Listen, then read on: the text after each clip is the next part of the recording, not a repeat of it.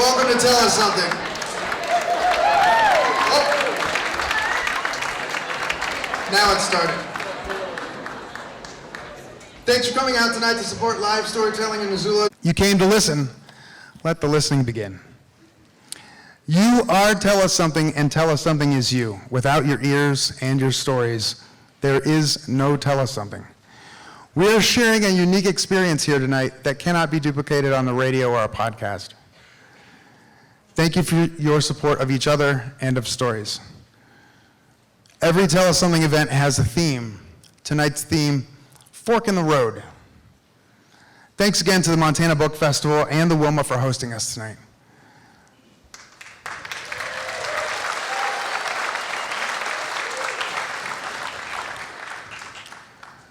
John Engen was born in Missoula and never left. He has a degree in journalism from the University of Montana and spent his late teens, 20s, and 30s in the newspaper business. He was elected to the Missoula City Council in 2011 and became Missoula's 50th mayor in 2006. He has been re-elected twice, now Missoula's longest-serving mayor. He'll run again for the post in 2017, and he hopes that he hasn't worn out his welcome. Please welcome John Engen.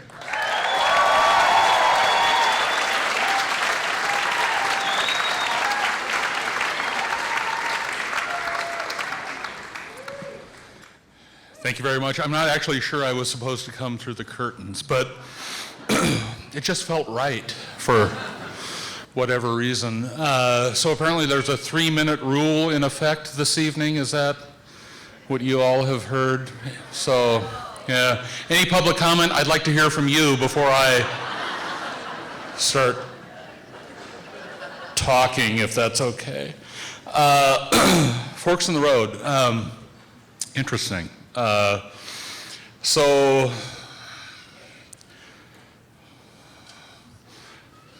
most of my familiarity with forks in the road began when I actually physically found a fork in the road and picked it up and then began enjoying a lot of carbs and bacon. And from there developed a slight weight problem. And we can talk about that at another Tell Us Something, I hope, when we can do perhaps a 3-hour segment with PowerPoint and photos. But tonight we will talk about the many forks in the road that are all about mayoring, right? And so here is the dirty little secret about being a mayor. You run for the job, you think you know what it's about, you get the job, you recognize you had no idea what it was about. And so there are lots of things that happen at the City of Missoula every day because we have remarkable professionals and dedicated public servants who show up with great intentions and talent and skills and the burning desire, and it really is. It's palpable when you're around these people. They actually want to take care of people, with some minor exceptions. But most folks show up every day and they want to fix stuff for people, right? They want to take care of business, which makes part of what being a mayor in Missoula, Montana about is relatively easy. However, it's the stuff you don't expect. Naked bike rides.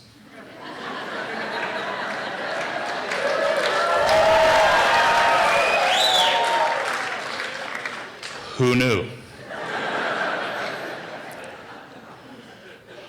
The most email, ladies and gentlemen, I have ever received as mayor of the city of Missoula was about naked bike riders. And I finally reached a point where I said, you know what? I'm going to get a tandem.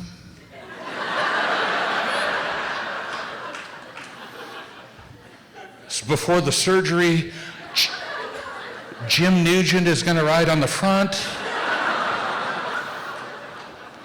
I won't even have to pedal. But we moved on from that. It's the stuff you don't expect. And so what I didn't expect in 2010, so this is the 4th year I'm serving as mayor, pardon me, and I have 4 gentlemen show up in my office and they say, we're gonna go ahead and buy a water company. And I said, wow, well, that's a thing. I wonder what I do with that.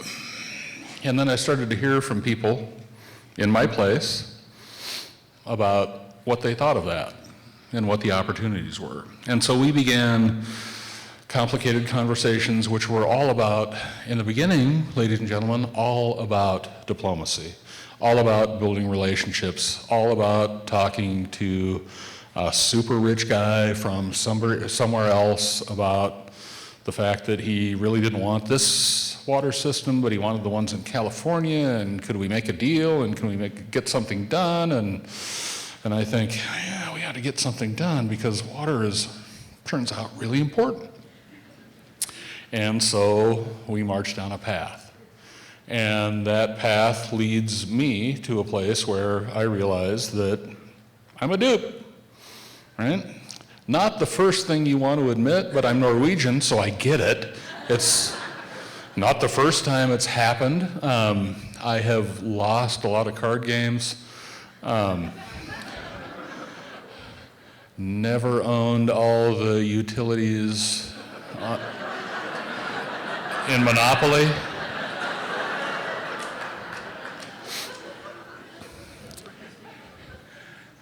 And that shit was cheap. So we reach a point where there's a line, and it's drawn in the sand, and I'm not used to lines drawn in the sand, and I'm not used to not finding a winner, and I'm not used to figuring out ways where everyone can be happy, because that is what I try to do every day when I wake up. How can I make more people happy, or in some cases less unhappy? Depending on the day. Naked bike ride.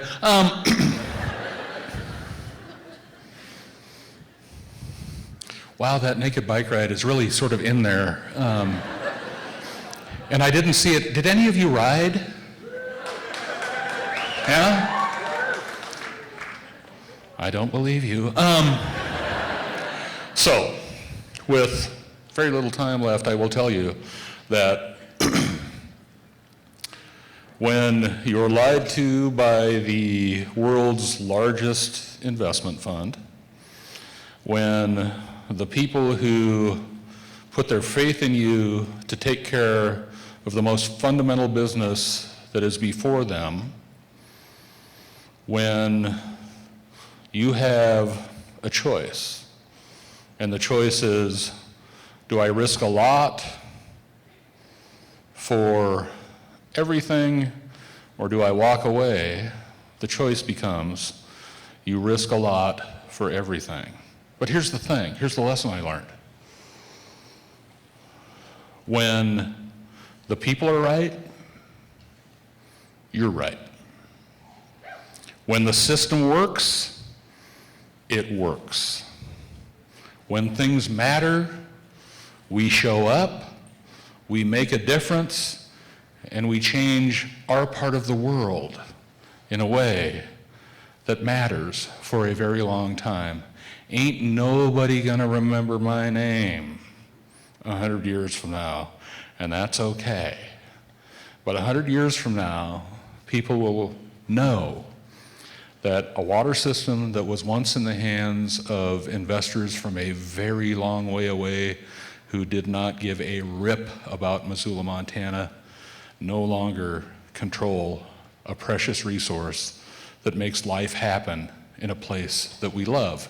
And that ain't bad. That, ladies and gentlemen,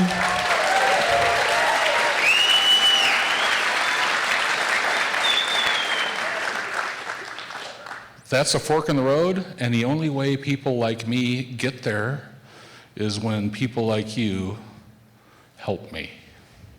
So thank you for helping me pick up the right fork, take the right turn instead of the easy wrong, and change our world.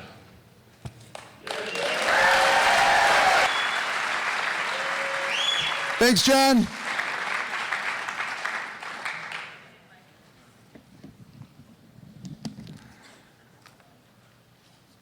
Jamison Gordon holds a BFA in theater at the University of Montana. She is a former actress, writer, dancer, and artist.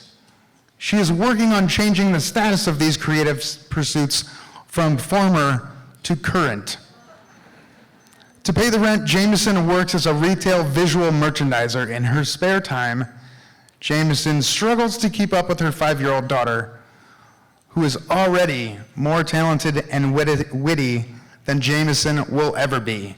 Please welcome Jamison Gordon.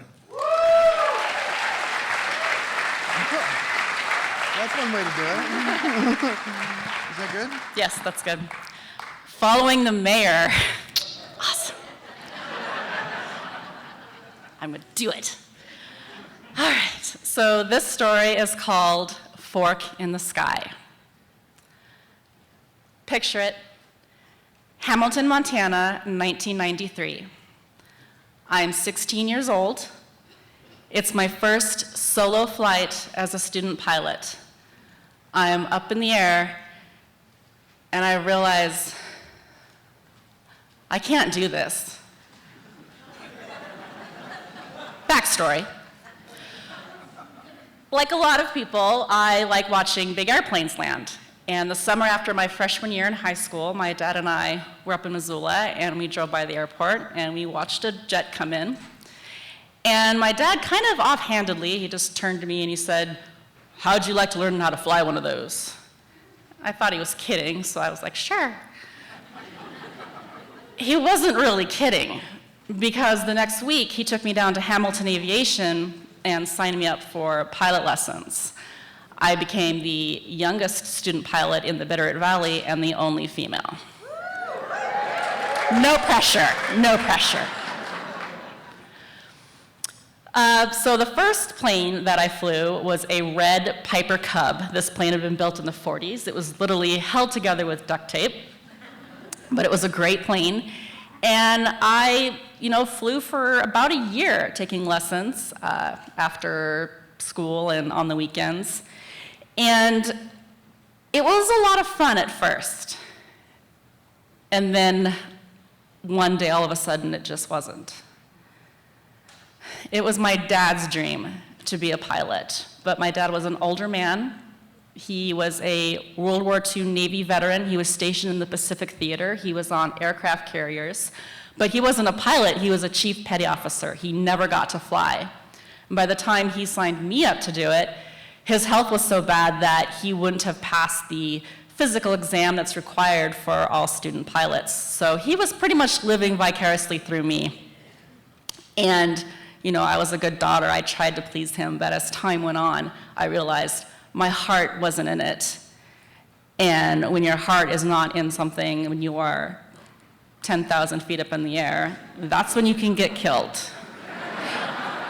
Y'all are laughing, but fact, something like 90% of all small plane crashes are due to pilot error. And I was aware of that. I was terrified. I didn't love it. I wanted to stop. But I was afraid to disappoint my dad, so I just kept going. So, like I said, flew for about a year. I logged a lot of hours. I passed my written exam.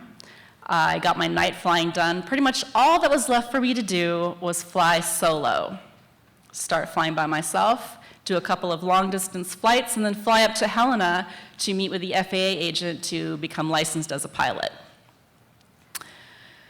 So we're at the day of my first solo flight. But this time I was flying a red Cessna 172. Do you guys know why a lot of small planes are red or have red in them? What? Okay. Red is not a color that's commonly found in nature. So in the event that the plane crashes in mountains and forests and water, it's easier to spot the wreckage. Yeah, like that's a little morbid tidbit for all of you.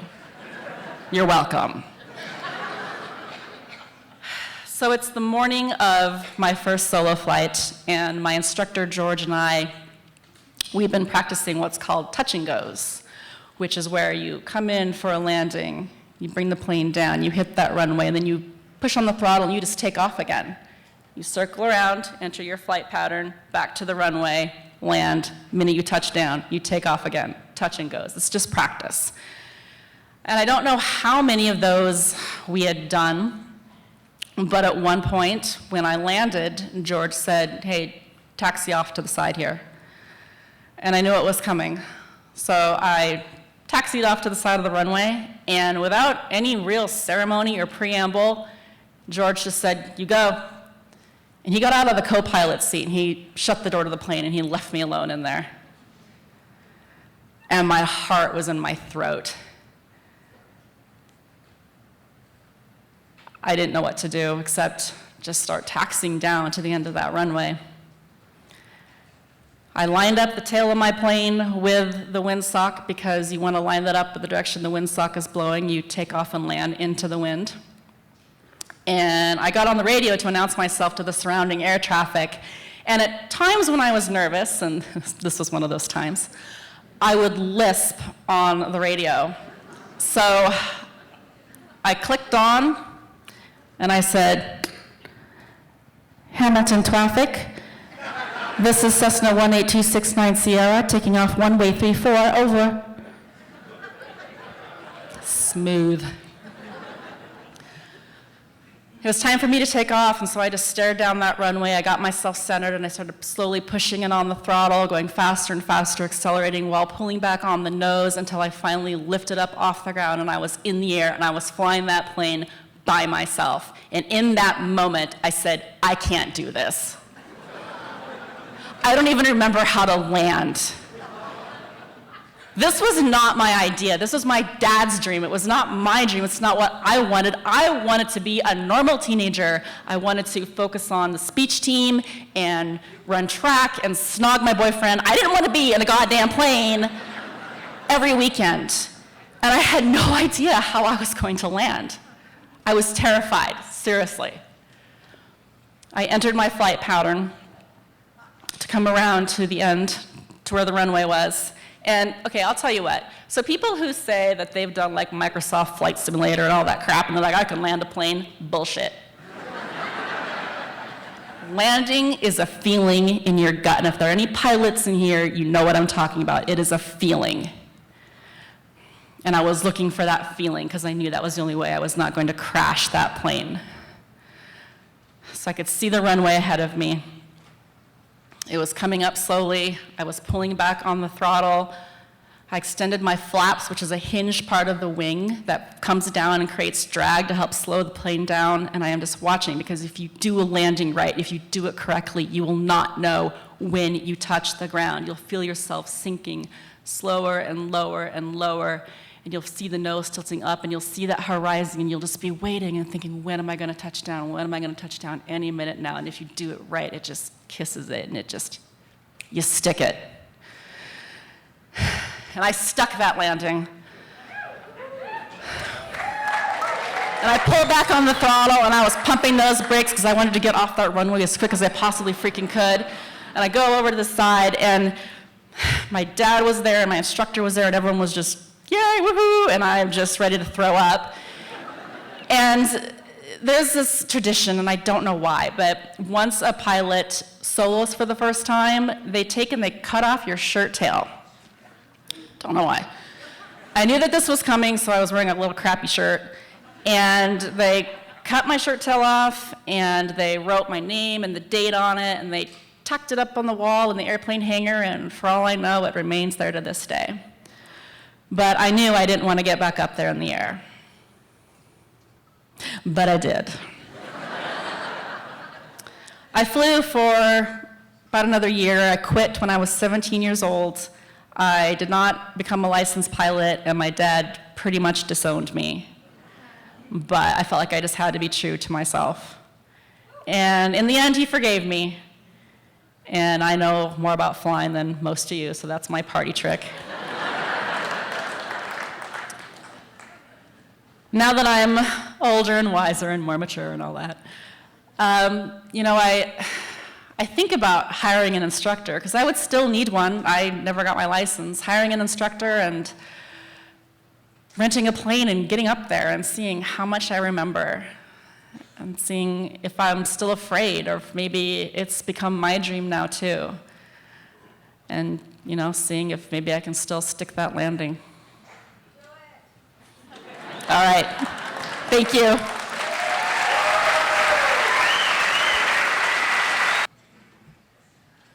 Thanks, Jamison. Neil McMahon grew up in Chicago and moved to Montana in 1971.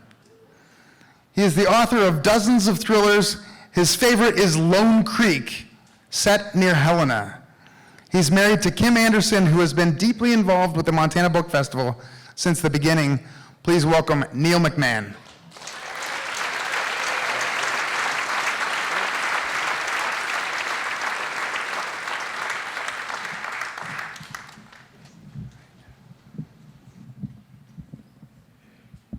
Okay? Can you all hear me? Thanks. Man, there's a lot of you out there. Oh, well, first off, it's an honor to be here. And I'd like to say thanks to Mark for inviting me, and thanks to all the people who put in the great deal of hidden work to the event. A lot of generosity involved in terms of time and resources and effort and so on and so forth. And thanks to you all for coming. I mean, you're the ones who've made this a success, over the years. Am I echoing there, or is it just me? Everything okay? Okay. Well, as the date for this came nearer, and it started to dawn on me that I actually had to have something more or less intelligent to say up here, started thinking about it. What came into my mind and lodged there was an old joke, and don't panic, it's very short. The way it goes is that a teenage girl comes home from school one afternoon, and everything seems normal, same as ever. And she walks into the house and sees her mother sitting on the couch, weeping, just face in hands, racked with sobs. The girl, of course, hurries over. Mom, what's wrong? Mother, pats her hand and says, oh, honey, it's okay. It's just that I realized something. If I'd gone ahead and murdered your no good son of a bitch father the first time I wanted to, I'd be walking out of prison today.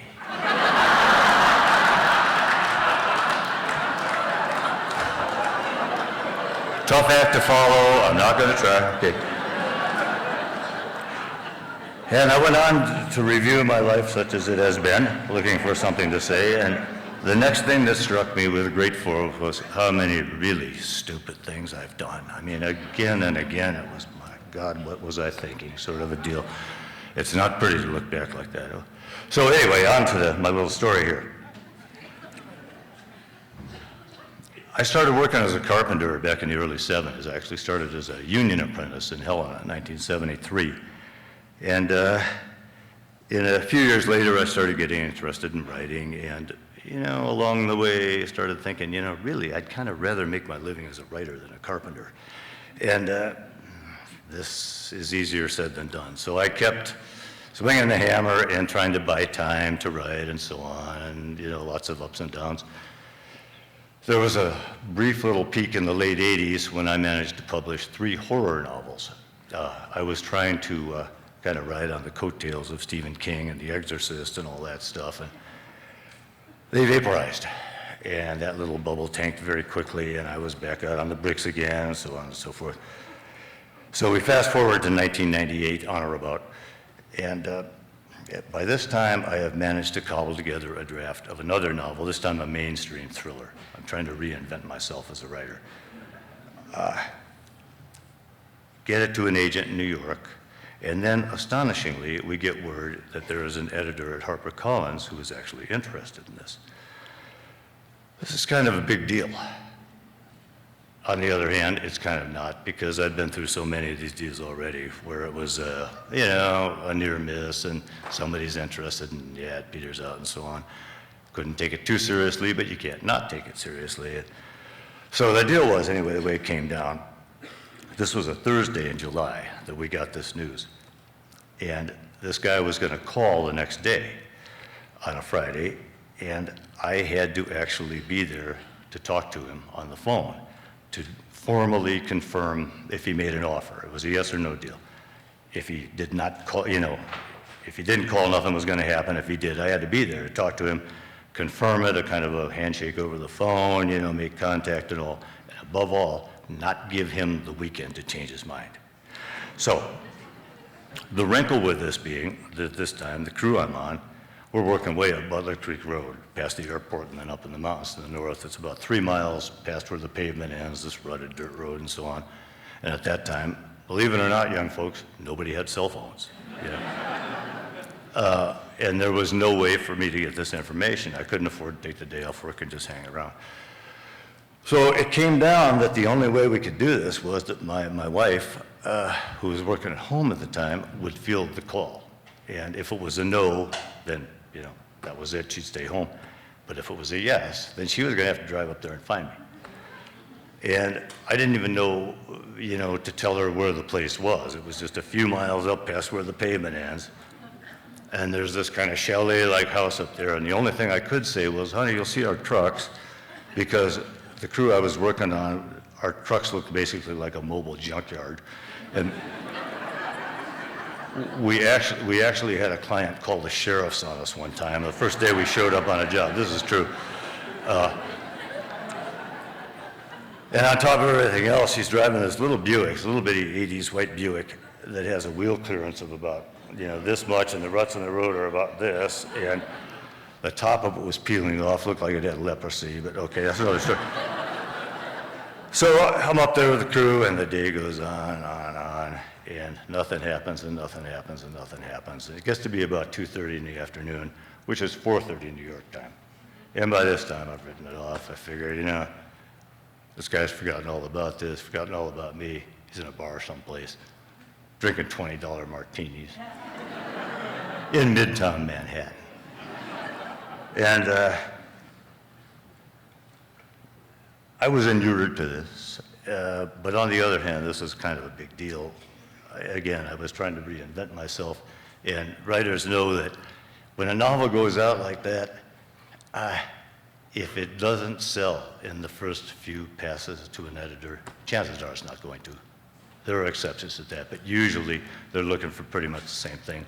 So this was kind of the handwriting on the wall kiss of death deal, and so anyway, I remember I was on the side of the house, it's mid-afternoon. It's that point where day's dragging and things are getting heavier, and I was on the side of the house hanging a door, and I heard my friend Kim Zupan, who was working with me. I heard him yell at me, and I looked over, he's pointing. That's still hard for me to get through. He's pointing down the road, and I see this little white car sitting up there. My wife behind the wheel, kind of looking around, trying to. I would like to say that that was the start of a meteoric career, and a wave that I've been riding the crest of ever since. In fact, it was more like a little ripple in a child's wading pond that a toddler in a rubber duck inner tube could very safely negotiate. It meant a lot more trough than crest, and so on and so forth. But still, that was the start of everything. That was that moment when everything changed. And it has made all the difference. Anybody, it's cliched, but to say, anybody who's chased the dream and for years and watched it slip away, and then you get that moment where you get a piece of it. You know what that means and how it changes your life and the way you see yourself and the world and all that sort of thing. And when I think about it, that's what I think of, is looking down and seeing that little white car. Kim behind the wheel, So have I got another minute or two, Mark? I'll assume I do.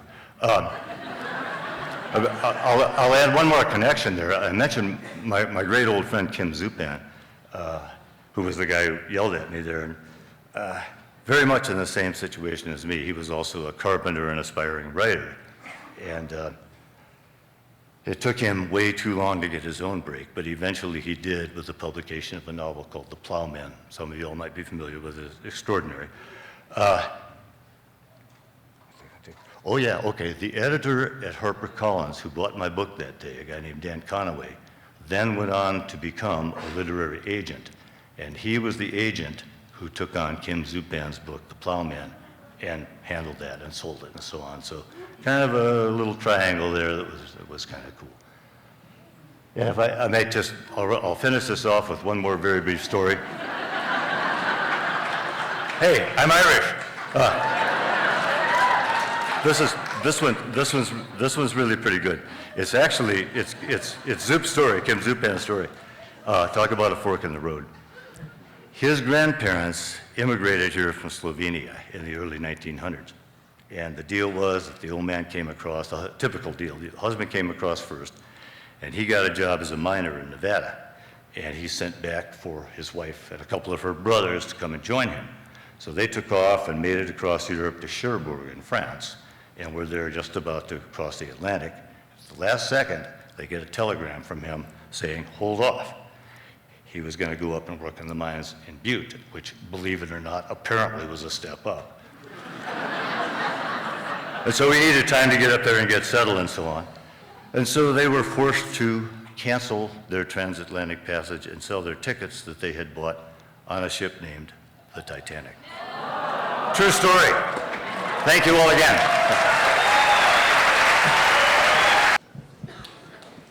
Thanks, Neil.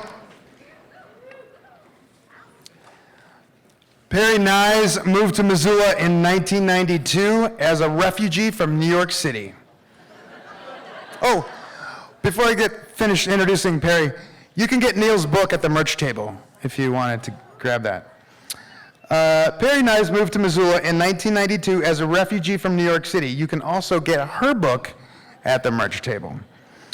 She's the author of Grand Obsession, A Piano Odyssey, which was named an editor's choice by the New York Times and Best Book of the Year by the Washington Post. She has written for National Geographic, The Atlantic Monthly, the New York Times Magazine, Sports Illustrated, Outside, and many other national publications. She's a presenter for the Speakers Bureau of Humanities Montana and does living history talks about the Rocky Mountain Rendezvous era at museums and schools around the state. She lives in Helena with her husband, Wendell, her horse, Deva, and their cow dog, Winnie. Please welcome Perri Knize.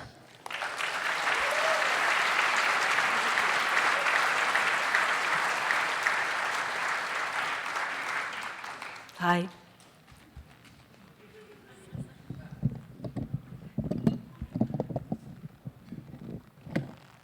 How's that?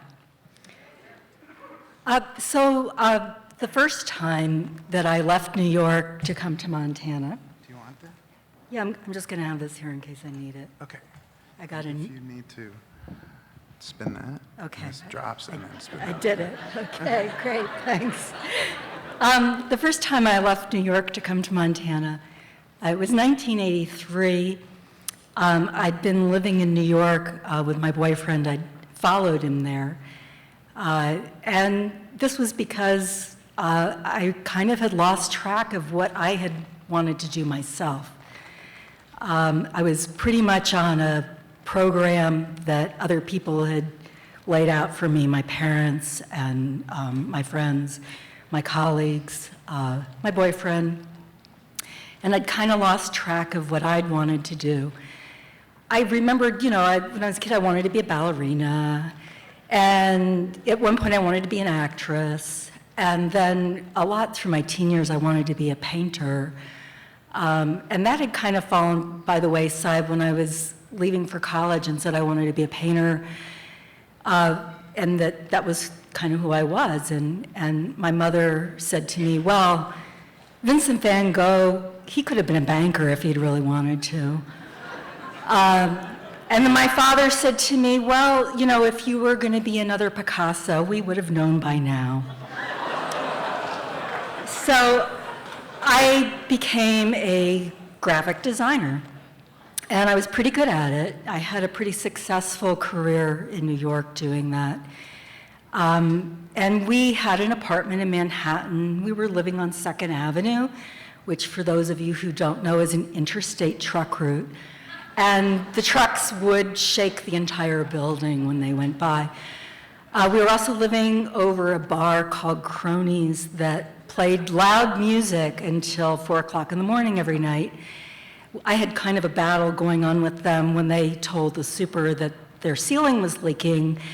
I turned the bathtub on and let it run because they never would turn the music down when I asked them to.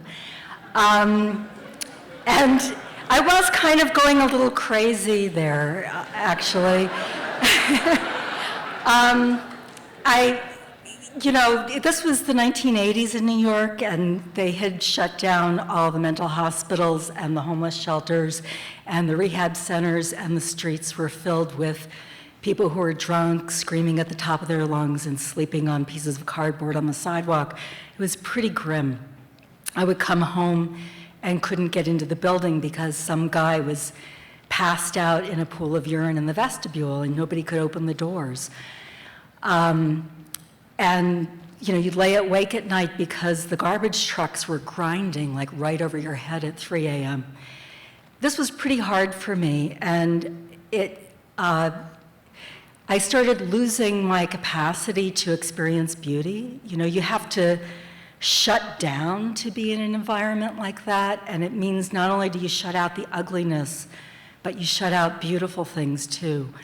And I was losing myself, really.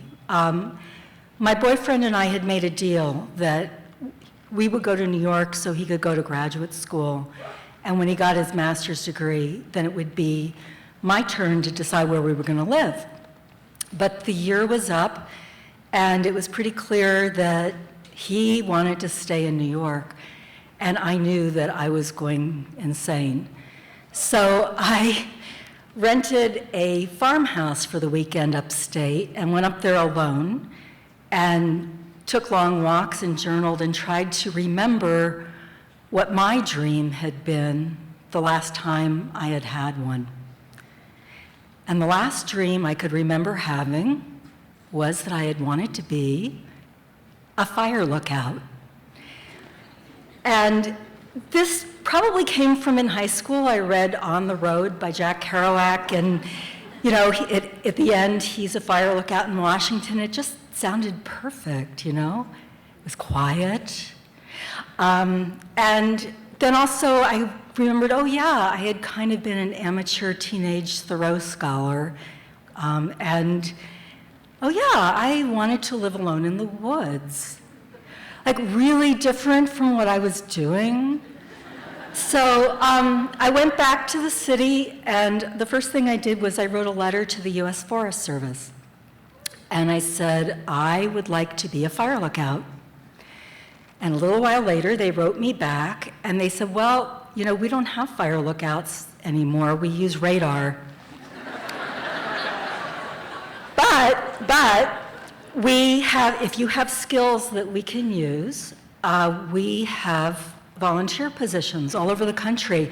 And they sent me like this fat book that was like a catalog of all these volunteer jobs. And they were things like count spotted owls in Twist, Washington, inventory grizzly bears in Ouray, Colorado. And so I was like, okay, looking through this catalog, and what skills do I have that the Forest Service might be interested in? So I trumped up a bunch of stuff and put it on a resume and sent it off to about 30 national forests. And I got quite a lot of interest back, surprisingly. And one day I got a call from the Wisdom Ranger District of the Beaverhead National Forest in Wisdom, Montana. And they asked me would I like to come to Wisdom and be their wilderness guard in the Anaconda Pentler Wilderness. And my deal was I had written to all these forests, and I said, what I want is a job where I'm living alone in the woods with my dog. I have to be able to have my dog. I had an English Mastiff named Sam, who went everywhere with me. He went in the elevator with me up to the 8th floor of Gimbel's department store to get the art supplies. He went with me to business meetings at the Metropolitan Museum of Art. Where I went, he went. So Sam was going to come with me. And, but my boyfriend was not going to come with me. And he was pretty angry when I revealed this plan and kind of went between threats and pleading. And finally, I just had to say, I'm sorry, we just don't have the same dream. My parents were really angry. They said that I was running away from real life. This was a phrase they used a lot with me when I was growing up, real life. And I would always think to myself, what does that mean? I mean, what life is not real, you know? And so I would like watch them to see what they meant by real life. And what they meant by real life appeared to be, in my father's case, your dream is to be an orchestra conductor. Therefore, you become a vice president of marketing. In my mother's case, it was, you dream of being a scientist. Therefore, you get married at the age of 19 and have children and be a stay-at-home mother. And they were not happy. I mean, I grew up in the household, they were not happy. And I thought to myself, you know what? Real life, the way they define it, does not come well recommended. And besides, now I was gotten back a hold of the Thoreau track, right? And I was not going to be deterred. So I went out and I bought a Dodge Sportsman van, 1977, and I put curtains in the windows, and I built a bed I put in the back and put in a tape deck with big speakers. And I went to the L.L. Bean catalog and I ordered a sleeping bag and some hiking boots and a compass. And I loaded up my stuff in the van and my dog. And in May, we drove off to the west. And I had never been alone in my life before. And every time I saw some fantastic landscape, the Great Plains, the Rocky Mountain front came into view. I had never seen anything like it. And I would turn to the front seat, the passenger seat, to tell them how amazing it was, and there was nobody there. So I put a yellow legal pad, I rubber band it to the steering wheel, and every time I had thoughts or impressions, I would write them down. And by the time I reached wisdom, I had a writing habit. I didn't know it then, but I had a writing habit. And I bought a $20 manual typewriter, and my supervisor took it up to the cabin for me by mule with all my stuff and dropped me there at 8,000 feet at the foot of the Continental Divide in a 1930s log cabin nobody had ever lived in, no running water, no electricity, 100 miles from the nearest supermarket, and left me there. And I was terrified, but it was silent. The silence was so beautiful. I could hear myself think, and it was there that I became a writer. Thank you. Thanks, Perri. You can get Perri's book at the merch table, Grand Obsession, A Piano Odyssey. Pat Williams. Pat Williams hails from Butte, America, and began his service as a grade school and junior high school teacher. Pat was a Montana state legislator in 1967 and 1969, and went on to become a U.S. congressman serving the people of Montana in Washington, D.C. from 1979 to 1997. That is the most consecutive terms served by any Montanan elected to the United States House of Representatives. That's 9 terms.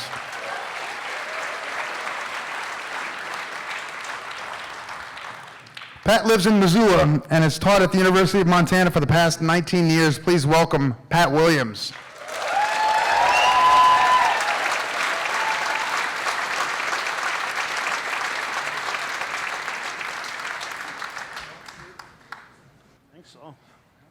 Yeah.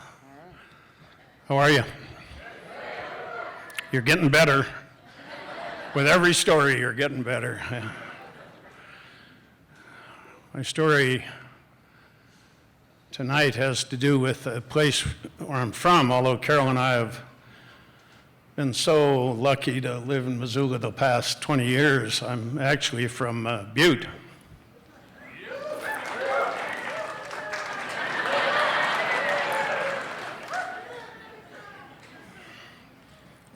To Butte and Missoula.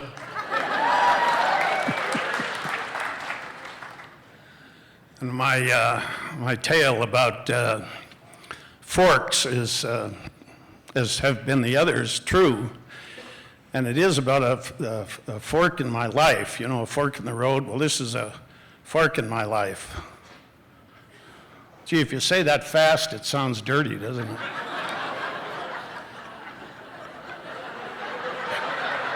Well, thank you very much. In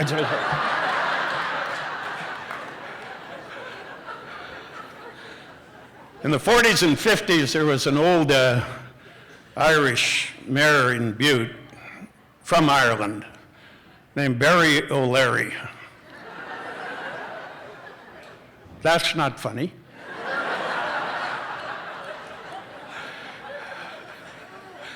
And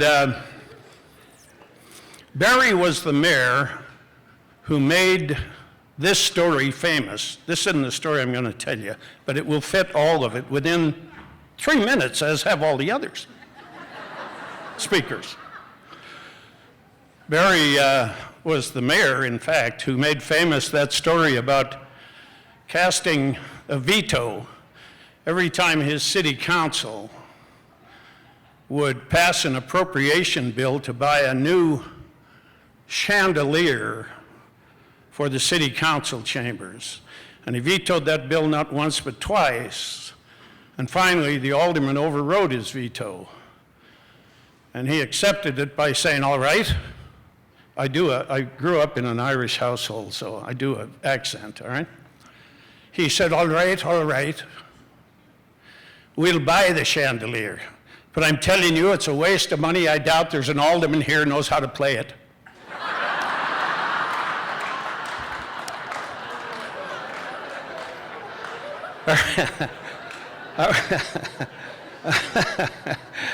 It's okay for the teller to laugh at the joke if it's a Butte joke. That's all right.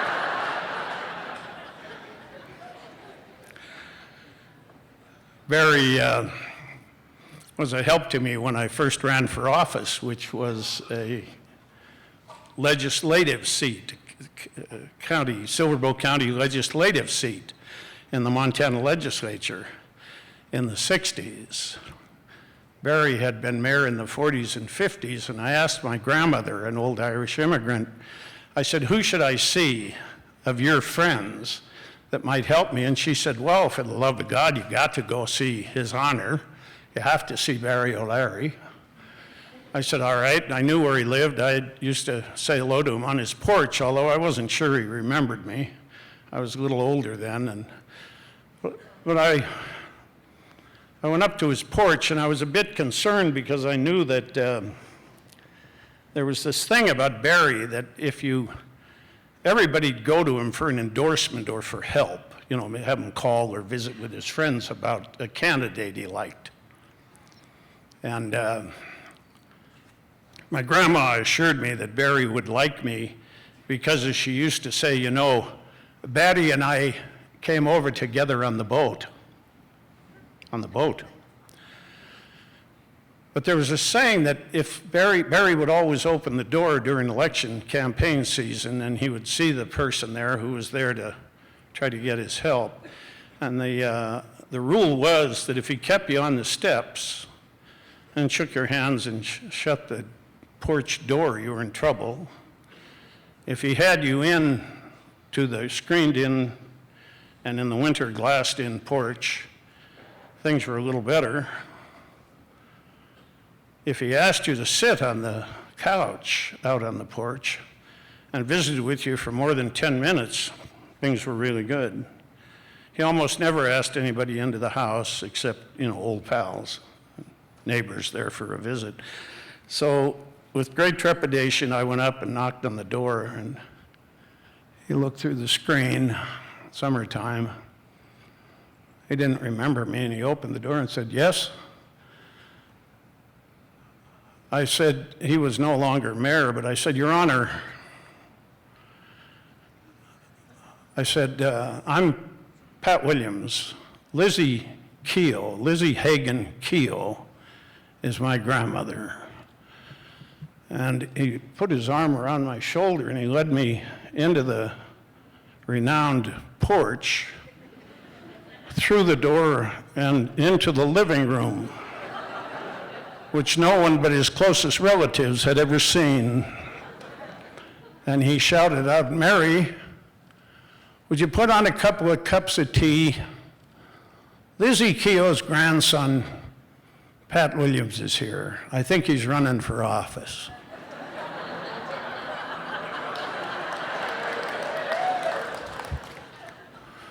So we sat for a half hour or more and we talked, and I finally got up the courage to ask him for his help. We just had small talk about the boat and stories my grandmother used to tell about the boat and so on. They called it a boat. I think it was actually a ship. Came from Ireland to New York. I said, "Mr. O'Leary, I'm thinking about running for the Montana State Legislature, the House. Do you have any advice?" And he yelled, "Mary, could you bring the pot in and pour us some more water in with these tea bags?" And so she filled up our cups again. And he said, "Be quick now there, Pat, I gotta go." And he drank his kind, and I slugged mine down, burnt my esophagus over. He said, as tribal people do, you know, of course, American Indians are tribal. The Irish are tribal. There are a number of ethnic groups that are tribal, and they seem to excel in storytelling. And so I found out at that moment that if you asked Perri O'Leary a question, he would answer it with a story. And here was the story as he stood and walked me to the living room porch door. He said, "Pat, Mary and I," she had come in and I had met her. She gave me a kiss on the cheek because she knew my grandma. And he said, "Pat, Mary and I are delighted you came by. It's just wonderful to meet you. And of course, I know your parents who own the restaurants downtown. And it's a great honor to meet you. And I wish you well in the legislature. You know, you asked me, you told me you were thinking about running for the legislature and asked me if I had any advice." He said, "Would you be knowing Spud Murphy from Walkerville?" I said, "Yes, yeah, I know Spud. He's an alderman up there." He said, "He is indeed."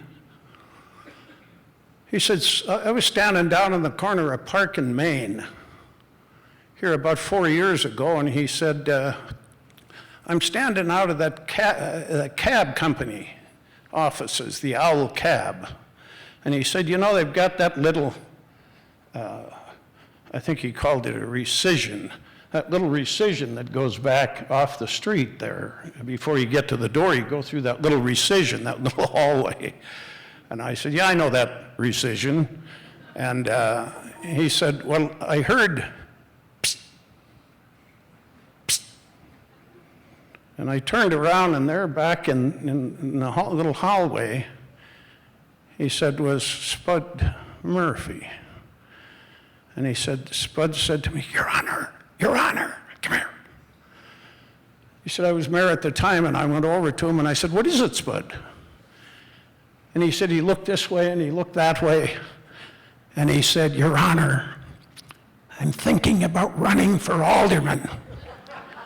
And he said, I put my crooked arm around his neck, and he said, I drug him the 10 steps right out to the point of the corner, Park and Main, right downtown in Butte. And he said, I yelled to the top of my lungs, Spud Murphy, I hear you're thinking about running for alderman. And I was just wondering to myself, how the hell do you expect to win if you keep it a secret?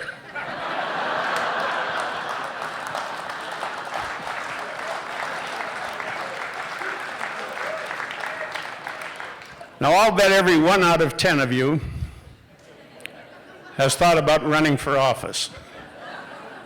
Maybe a school board, maybe a student president or secretary of the class. Maybe, and this year proves this is possible, president. What? What?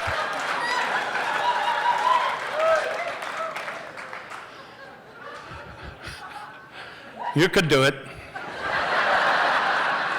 Apparently anyone can do it. Whatever you do in life, particularly if the public has to be engaged in it, remember, don't keep it a secret. Thanks for having me.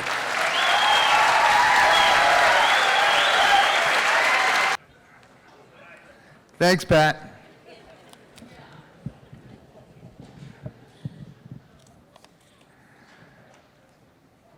David Allan Cates is the author of 5 novels, most recently Tom Connor's Gift, and a collection of poetry. For 18 years, he's worked as a Spanish interpreter and director of Missoula Medical Aid, a nonprofit that sends groups of medical professionals to provide public health and surgery services in Honduras. Please welcome David Allan Cates.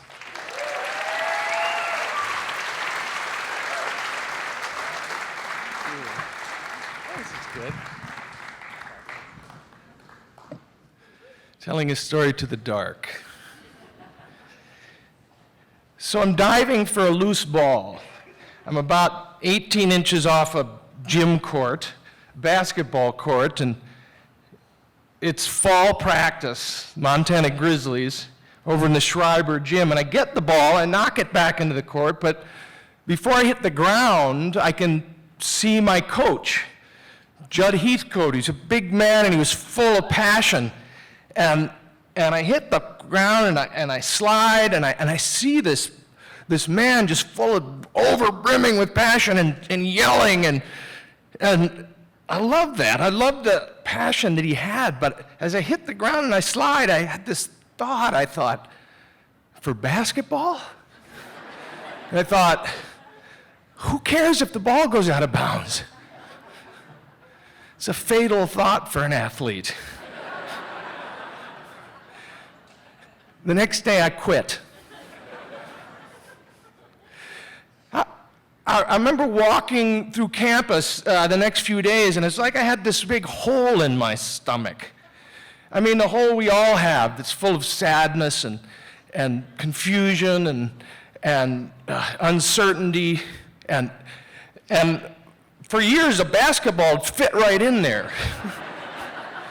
And I didn't know who I was anymore. I was taking a class, a Native American Studies class, and read Bury My Heart at Wounded Knee, and I had to write a paper on it. I didn't read very many books, and I wrote even fewer papers. But this was exciting for me. I mean, lights were going off in my head. I was thinking about things I'd never thought about before, and most importantly, I was feeling things. The writing made me feel things. And I was very excited. I loved it. I thought, maybe I'll take a journalism class in the spring. So I did. And it was a beginning reporting class, and you had to write a news article one week, and another one, just one on top of the other, and I got a D, and then I got a D, and then I got a D, and then I got an F, and then I got a D. And apparently, you need to know grammar to write. A friend says to me, let's go to Africa. Well, I wasn't a basketball player anymore, and I guess I wasn't a scholar. We had a mutual friend in northern Nigeria, so We work in Alaska that summer, make money, and fly to New York early September, get our visas, go to Kennedy Airport. Before we get on the plane, my friend buys a grocery bag full of novels. Well, I didn't read novels, and I'd never seen anybody buy so many books. I said, "What do you do with all those books?" He said, "I'm going to read them, Dave." We fly to, over the desert, Sahara Desert. In the early morning, we land in Kano, northern Nigeria. Get out of the plane. It's already super hot. I've never been in a tropical place before, never been in a place where there wasn't winter. And walk across the tarmac between these two rows of guys with guns and walk into the airport terminal, which is the size of like a gymnasium. But it's crowded like an elevator. I mean, it's just packed. And the people who were supposed to pick us up weren't there. And the one phone at the airport didn't work. So plan B, we wait. And we waited and waited and waited all morning into the afternoon. We were just about to start working on plan C. But we were like slumped against the wall. It was hot. We were confused by all the people coming up to us, wanting to sell us stuff, talking to us in a language we didn't know. This guy walks up to us. He's wearing an Indiana University t-shirt. And he sees us down sitting on the floor against the wall, and he looks at us and he says, "You're lost, aren't you?" And we say, "Yeah, how could you tell?" He says, "Because I was you in your country." "Where are you going?" Turned out he was going the same place we were going, actually farther south. We were going 2 hours south from the airport. It wasn't a taxi ride. So we go with him, and we get out into the streets of Kano, which are really narrow and crowded with people, and the driver is, like one-story mud buildings and animals, and I'm hungry. He stops and buys a bunch of bananas, puts them on the seat next to me. I peel one, eat it, not sure what to do with the peel, put it on my lap, and peel another one and eat it, and not sure what to do with the peel, put it on my lap, and do that about 3, 4, 5 more times. The driver's trying to not hit something, but he's getting distracted by the growing pile of peels on my lap. After a while, he can't stand it anymore. He reaches over, grabs the peels off my lap, and throws them out the window. He says, "This is Africa. You can throw your banana peels out the window." I like Africa. I'm happy. We drive an hour south. We get to this big restaurant with a lot of tables outdoors. This isn't a place where people ignore you if you look different. Everybody's staring at us. We sit on the end of this lot of tables. After a while, people get used to us. They keep eating, except for one guy, a tall, skinny, drunk guy, who's all the way across the table of the restaurant, but he starts coming toward us, like this. It takes him a long time, wandering between the tables, but he's just got his eyes on us like a laser. Gets right up to our table and bends forward, looking at us. I'm just going, go away. He just stares and he says, "Your culture sucks." Now, not absolute truth. I'm going, okay, just go away. He leans in closer. He says, "Africa will change you." Every story needs a prophet, right? We drive to where we're going. Sleep in a nice house that night where I'm going to be the next number of months. It's where the university professors live, next to the Amadou Bello University campus. In the morning, I wake up. The sun's coming through the window. It's hot. I'm just super excited to be there. I'm going to go outside. I'm going to walk around. I'm going to get to know this place. I put on my sandals. I bought sandals for the trip. I'd never owned sandals in my life. Put on my shorts, walk outside.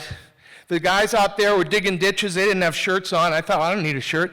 Walk through the neighborhood, get to where the road ends, follow this trail, go past this kind of like these little mud houses with thatch roofs, kind of quaint, you know, I thought, and waved and walked by, and down the trail I get to this road, take a left, walk about a mile in the hot sun thinking, I'm going to get a tropical suntan. You know, I'd seen guys come from Hawaii and they had suntans. That's going to be me too. And anyway, I get to this market. And I get to like this stick and tin market with all this stuff going on. These kids come out and they were super excited to see me. They took my hands and said, here, sit down here in the shade. And I'm just happy. I don't want to sit in the shade though because I want to get the tropical suntan. And I'm sitting there, I'm going, you know, they're teaching me words like rock and stick and truck, and I'm thinking, I'm going to come here every day. It's going to be like one with going to learn the Hausa. You learn Hausa. It's going to be so cool. I was really happy. I was sitting there, and right when I'm just the happy as can be, you know, this guy comes bursting out of that little cluster, the cluster of market stalls, and he's screaming. I don't even know what he's screaming, who he's screaming at or anything, but he's screaming, and I realize he's screaming at me, and he's screaming in English, and he's saying, go away. You are a very stupid boy. You are a naked, stupid boy. And I'm backing up. I mean, I'm scared and shocked, and I turn my back. I start walking down that long road, and he's following after me. You are a naked, stupid boy. If you come back here, I will beat you. I'm just walking. I'm just totally sad, confused, you know, feeling stupid and naked. These trucks are going by, and they got all these people in them, and I'd been waving at the trucks on the way there, but I realized that those trucks people were yelling, and they're probably yelling in Hausa, naked, stupid boy. And they turn onto the little trail and go past a little cluster of houses I thought was so cool, and I was just going, I felt humiliated. I felt ashamed.